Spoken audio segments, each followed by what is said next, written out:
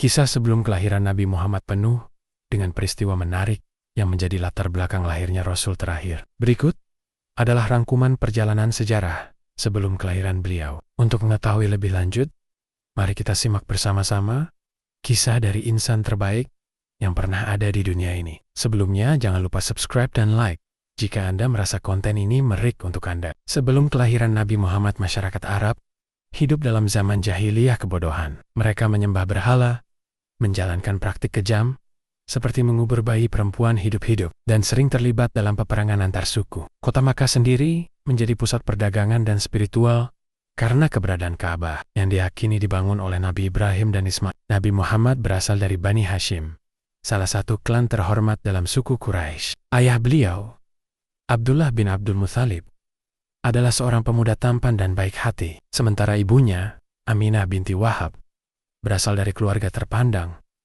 Kakek Nabi, Abdul Muthalib, adalah pemimpin Quraisy yang sangat dihormati. Dialah yang menggali kembali sumur Zam-Zam yang sebelumnya tertutup selama bertahun-tahun. Tahun kelahiran Nabi Muhammad dikenal sebagai tahun gajah, karena pada tahun itu terjadi serangan pasukan bergajah dipimpin oleh Abraha, gubernur dari Yaman.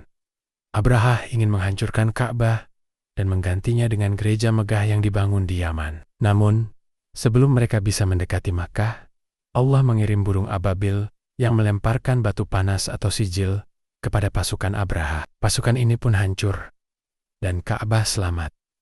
Peristiwa ini diabadikan dalam surah Al-Fil dalam Al-Quran. Beberapa waktu setelah peristiwa tahun gajah, Aminah binti Wahab mengandung Nabi Muhammad. Ketika mengandung, ia mengalami mimpi-mimpi yang menandakan keistimewaan anaknya. Salah satunya, ia melihat cahaya keluar dari tubuhnya yang menerangi negeri Syam. Namun, sebelum Nabi lahir, ayahnya, Abdullah, meninggal dunia di usia muda.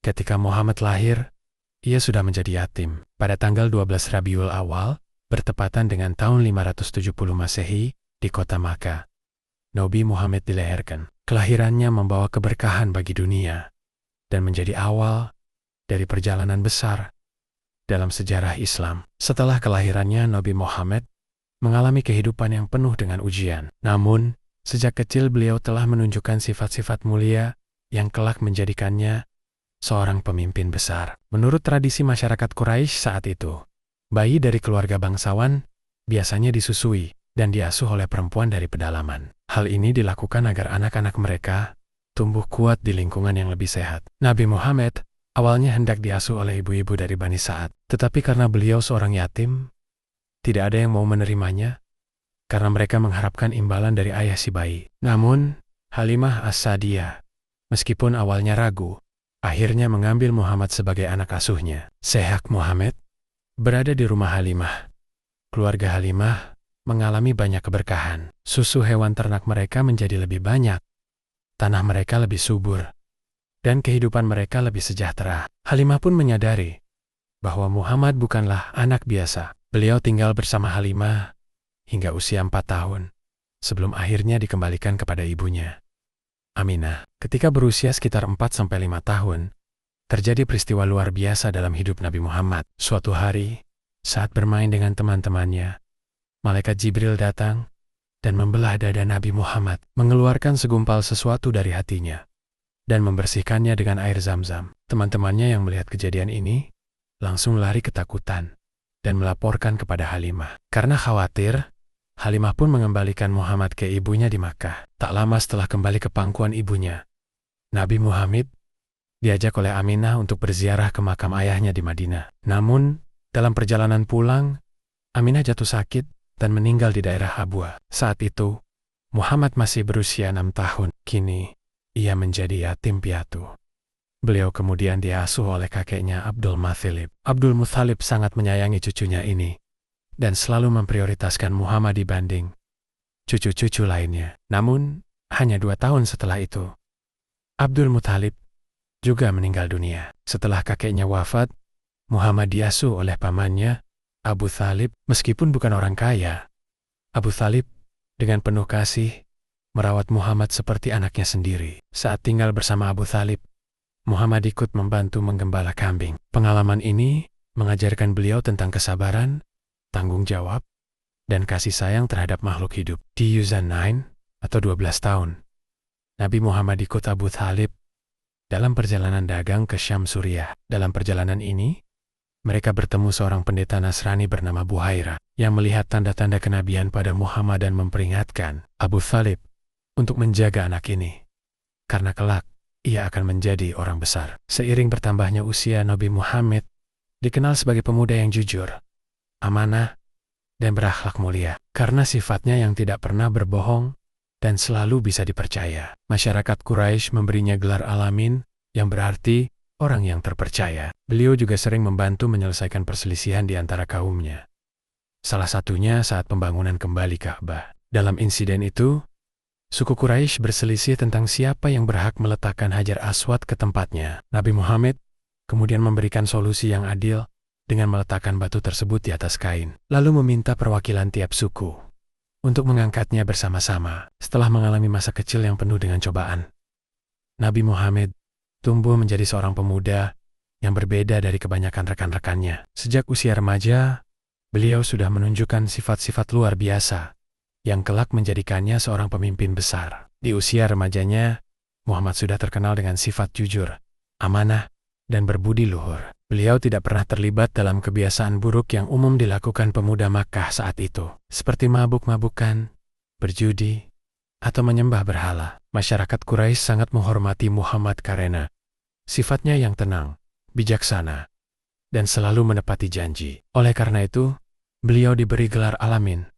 yang berarti yang terpercaya. Sejak kecil, Nabi Muhammad terbiasa bekerja keras untuk menghidupi dirinya sendiri. Beliau menggembala kambing milik keluarganya dan penduduk Makkah dengan upah kecil. Profesi menggembala kambing mengajarkan beliau banyak hal: kesabaran dalam menghadapi kesulitan, kasih sayang terhadap makhluk hidup, kemampuan memimpin dan mengatur kelompok. Banyak nabi sebelum Muhammad juga pernah menjadi penggembala kambing, seperti Nabi Musa dan Nabi Daud. Saat beranjak remaja, Muhammad mulai membantu pamannya, Abu Thalib, dalam perjalanan dagang ke Syam Suriah. Meskipun masih muda, beliau sudah menunjukkan kejujuran, kecerdasan, dan keterampilan berdagang yang luar biasa. Karena sifatnya yang amanah, banyak orang Quraisy yang mempercayakan barang dagangan mereka kepada Muhammad. Kejujuran beliau dalam berdagang menjadikan bisnisnya semakin berkembang. Saat berusia 12 tahun, Muhammad ikut Abu Thalib dalam perjalanan dagang ke negeri Syam Suriah. Di perjalanan,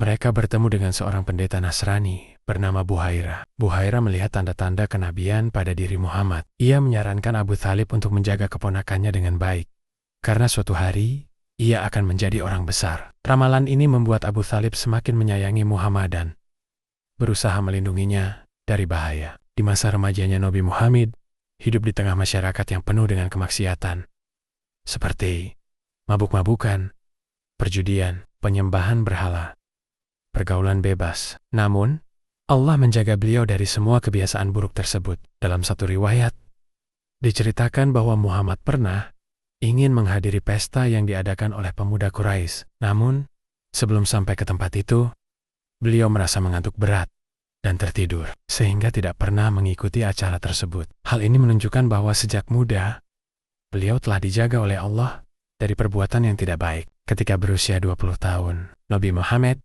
ikut serta dalam sebuah perkumpulan bernama Hilf Al-Fudul, yaitu sebuah organisasi yang bertujuan untuk membela hak-hak orang yang tertindas. Organisasi ini dibentuk setelah seorang pedagang dari Yaman ditipu oleh seorang bangsawan Quraisy karena tidak mendapatkan keadilan. Beberapa pemuda Makkah, termasuk Muhammad, bersatu untuk membela hak-hak orang lemah. Dalam sebuah hadis, Nabi pernah berkata bahwa jika perjanjian seperti ini diadakan lagi di masa Islam, beliau tetap akan ikut serta. Ini menunjukkan betapa besar kepedulian beliau terhadap keadilan. Seiring bertambahnya usia, Muhammad semakin dikenal sebagai orang yang paling jujur dan dapat dipercaya di Makkah. Karena sifatnya yang amanah, banyak orang Quraisy yang menitipkan harta benda mereka kepada beliau. Bahkan, saat terjadi konflik antar suku Quraisy, Muhammad sering diminta menjadi penengah karena kebijaksanaannya. Salah satu peristiwa paling terkenal adalah pemasangan Hajar Aswad. Pada usia 35 tahun, terjadi peristiwa penting yang menunjukkan kecerdasan dan kebijaksanaan Muhammad. Saat itu, Ka'bah mengalami renovasi dan suku-suku Quraisy berselisih tentang siapa yang berhak meletakkan Hajar Aswad ke tempatnya. Setiap suku merasa lebih berhak,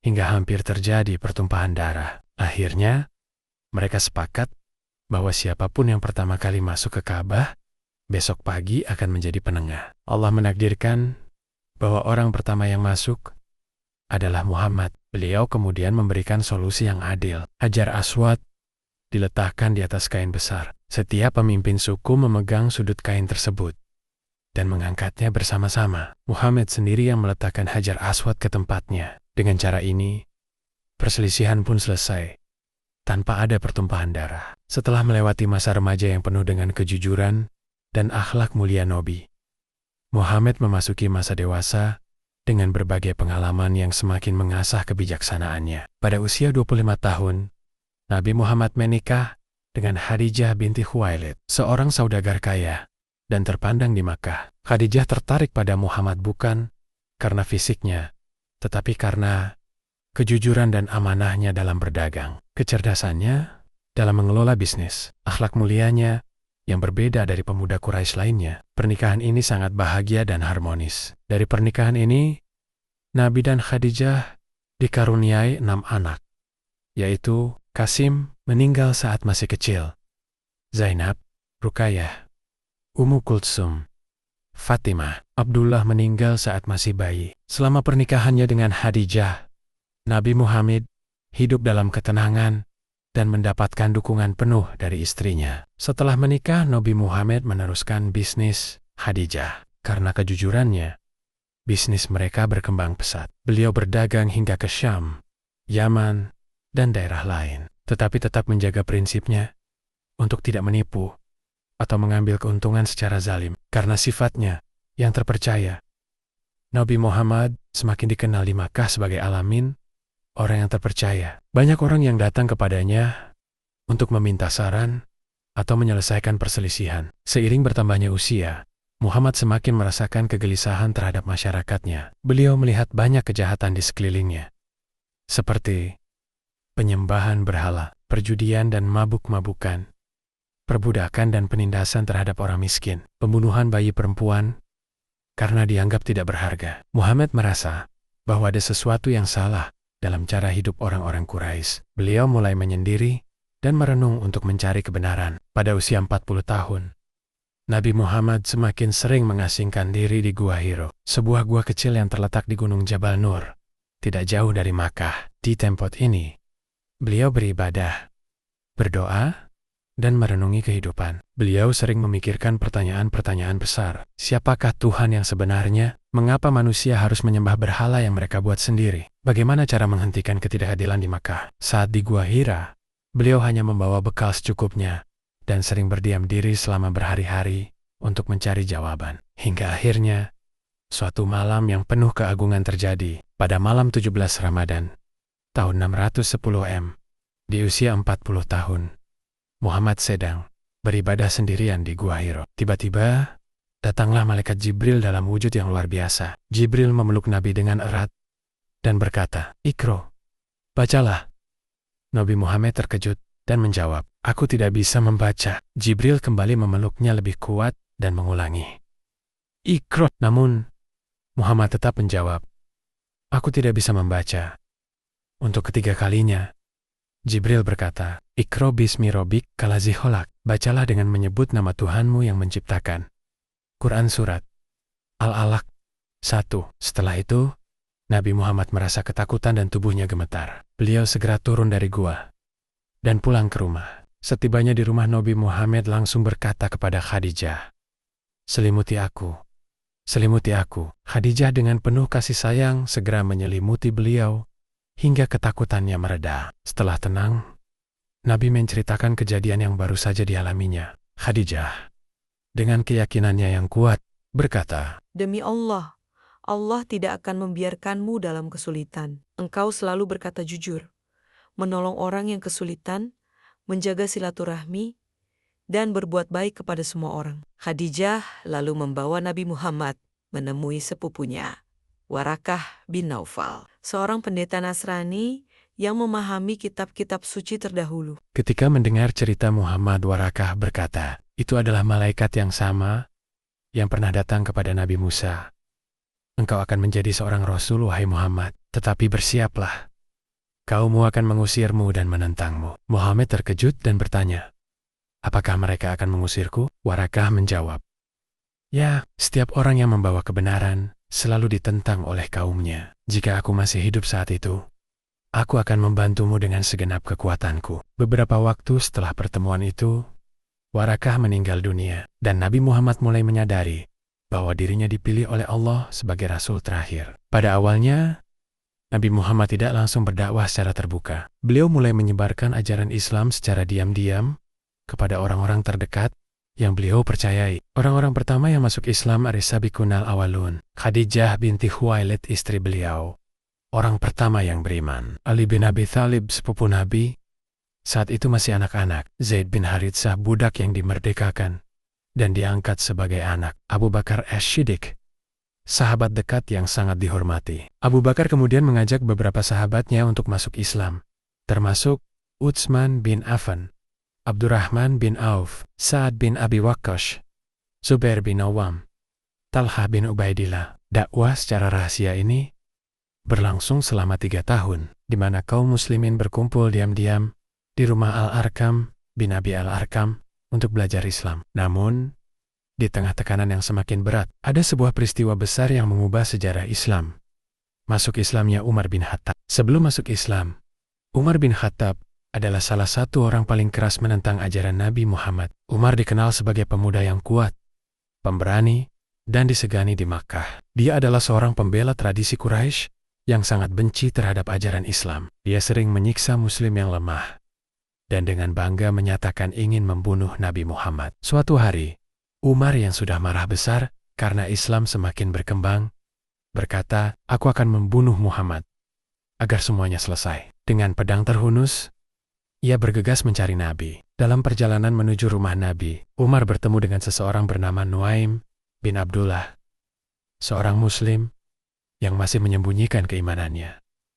Nuaim berkata, sebelum kau membunuh Muhammad, tidakkah kau tahu bahwa adikmu sendiri, Fatimah, sudah masuk Islam? Umar terkit.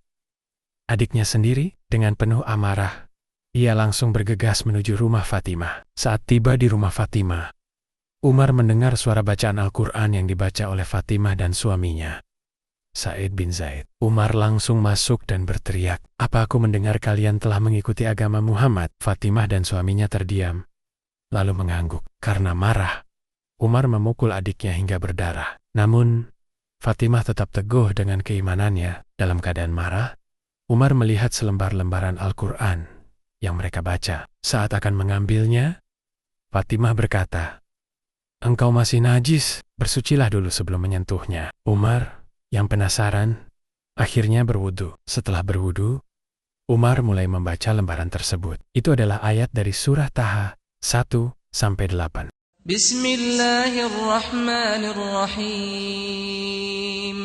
Taha ma anzalna 'alaikal Qur'ana litashqa illa tadhkiratan liman yakhsha tanzilan mimman khalaqal arda was samawatil 'ula ar-rahmanu 'alal 'arsyi istawa له ما في السماوات وما في الأرض وما بينهما وما تحت الثرى وإن تجهر بالقول فإنه يعلم السر وأخفى الله لا إله إلا هو له الأسماء الحسنى.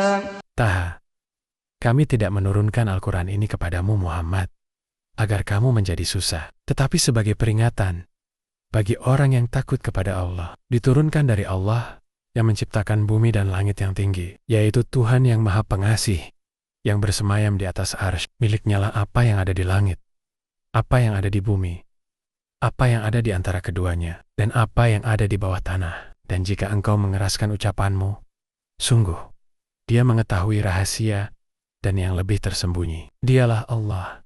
Tidak ada Tuhan selain Dia, yang mempunyai nama-nama yang terbaik. Saat membaca ayat itu, hati Umar bergetar. Ini bukan ucapan manusia. pikirnya dalam hati. Saat itu juga, cahaya Islam mulai masuk ke dalam hatinya. Setelah membaca ayat itu, Umar berkata, "Bawa aku kepada Muhammad." Fatimah dan Said ketakutan. Apakah Umar masih ingin membunuh Nabi?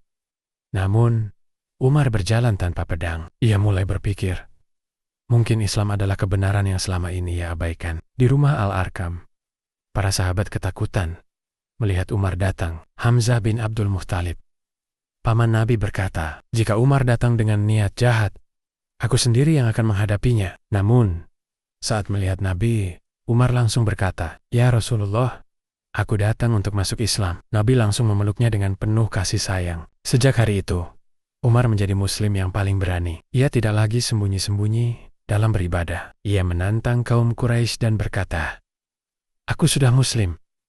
Lakukan apa yang kalian mau." Ia bahkan berkata, "Kenapa kita salat diam-diam? Mari kita salat di Ka'bah." Secara terbuka, dengan keberanian Umar, kaum muslimin mulai berani salat di Ka'bah. Secara terang-terangan, Rasulullah bersabda, "Islam menjadi kuat sejak Umar masuk Islam." Hadis riwayat Ibnu Majah. Setelah itu, turun wahyu dari Allah, "Dan berilah peringatan kepada kerabat-kerabat terdekatmu." Quran Surat Asy-Syu'ara 214. Dengan perintah ini, Nabi Muhammad mulai berdakwah secara terang-terangan. Nabi Muhammad mengumpulkan keluarganya di Bukit Syafa dan berkata, "Wahai Bani Abdul Muttalib, jika aku mengatakan ada pasukan musuh di balik bukit ini yang akan menyerang kalian, apakah kalian akan mempercayaiku?" Mereka menjawab, "Tentu, kami tidak pernah mendengar engkau berdusta." Lalu, Nabi berseru, "Aku adalah utusan Allah untuk memperingatkan kalian dari azab yang dahsyat. Tinggalkan penyembahan berhala dan sembahlah Allah yang Maha Esa." Namun, Abu Lahab, pamannya sendiri, dengan marah berkata, "Celaka engkau Muhammad, apakah hanya untuk ini kau mengumpulkan kami?" Kemudian turun ayat, "Binasalah kedua tangan Abu Lahab, dan sesungguhnya dia akan binasa." Quran Surat Al-Masad atau Al-Lahab, ayat 1. Sejak saat itu, Abu Lahab menjadi salah satu musuh utama Islam. Kaum Quraisy marah karena ajaran Islam bertentangan dengan tradisi mereka. Mereka khawatir bisnis berhala di Ka'bah akan merugi. Kekuasaan mereka atas Makkah akan melemah. Status sosial dan kepercayaan mereka akan runtuh. Mereka pun melakukan berbagai cara untuk menghentikan dakwah Nabi. Nabi dicap sebagai penyihir, pembohong, dan orang gila. Bilal bin Rabah disiksa dengan dijemur di padang pasir dan ditindih batu besar. Ammar bin Yasir melihat ibunya, Sumayyah, dibunuh oleh Abu Jahal, martir pertama Islam. Sahabat lainnya dipukul, dicambuk, dan dipenjara. Para pemuka Quraisy datang menawarkan kekayaan dan jabatan agar Nabi berhenti berdakwah. Mereka berkata, "Jika engkau ingin harta, kami akan berikan. Jika engkau ingin kekuasaan, kami akan menjadikanmu raja." Namun, Nabi menjawab dengan tegas, "Demi Allah, jika mereka meletakkan matahari di tangan kananku dan bulan di tangan kiriku, agar aku meninggalkan ajaran ini, aku tidak akan meninggalkannya." Karena Islam semakin berkembang, kaum Quraisy membuat perjanjian. Tidak boleh ada yang berinteraksi dengan Nabi Muhammad dan pengikutnya. Akibatnya, kaum muslimin harus hidup dalam keterasingan di lembah Abu Thalib. Mereka kelaparan karena tidak bisa membeli makanan. Anak-anak menangis karena kehausan. Boikot ini berlangsung selama 3 tahun. Hingga akhirnya dibatalkan. Setelah beberapa tokoh Quraisy menyadari kezaliman ini. Setelah bertahun-tahun menghadapi tantangan, Nabi mengalami 2 kejadian yang sangat menyedihkan. Wafatnya Abu Thalib, paman Nabi yang selalu melindunginya, wafat, membuat posisi Nabi semakin terancam. Wafatnya Khadijah, istri tercinta yang selalu mendukungnya, meninggal dunia, membuat Nabi sangat berduka. Tahun ini dikenal sebagai A'amul Huzain, atau tahun kesedihan. Di tengah kesedihan ini, Allah memberikan mukjizat besar, Isra dan Mi'raj. Isra, perjalanan malam dari Masjidil Haram Mekah ke Masjidil Aqsa Palestina. Mi'raj, naik ke langit hingga ke Sidratul Muntaha dan menerima perintah salat 5 waktu. Mukjizat ini menjadi penghibur bagi Nabi dan bukti kebesaran Allah. Pada suatu malam, malaikat Jibril datang kepada Nabi Muhammad di Masjidil Haram.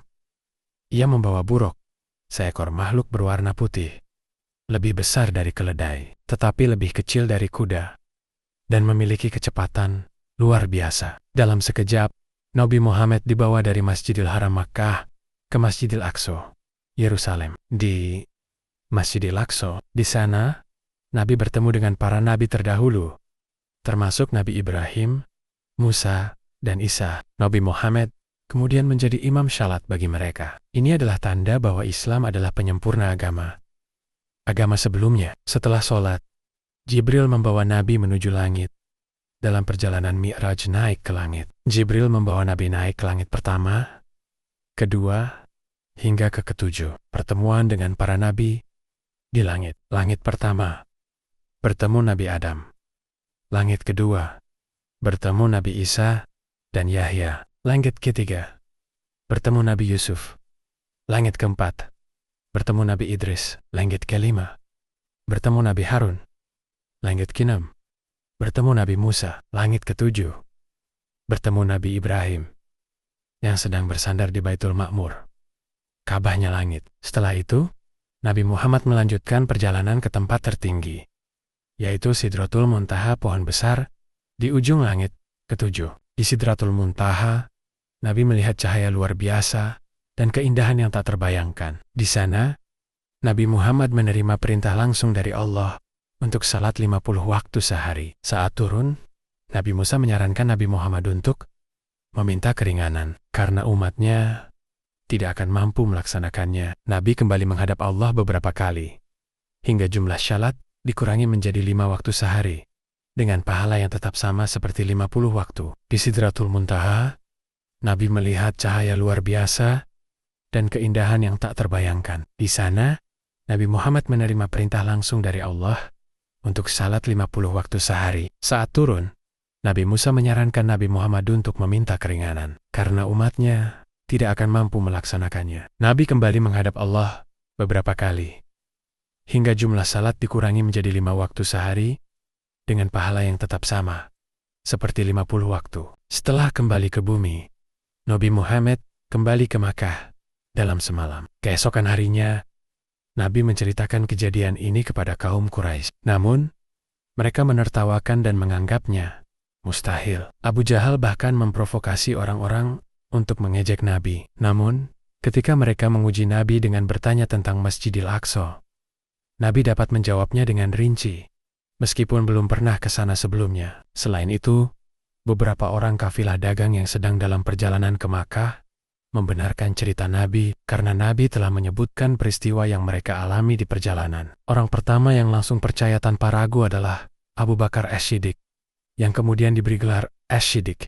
yang membenarkan. Karena tekanan di Makkah semakin berat, Nabi mendapat perintah untuk berhijrah ke Madinah. Di Madinah, Islam berkembang pesat, dan Nabi membangun masyarakat Islam yang kuat. Setelah 13 tahun berdakwah di Makkah penuh cobaan, akhirnya Islam mulai berkembang luas di Madinah. Demikian adalah kisah perjalanan Nabi Muhammad sejak sebelum lahir, hingga mengalami periode hijrah ke Madinah. Terima kasih sudah mengikuti konten ini sampai selesai. Dan pada episode selanjutnya, kami akan mengisahkan perjalanan hijrah Nabi Muhammad dari Mekah ke Madinah, dan seterusnya.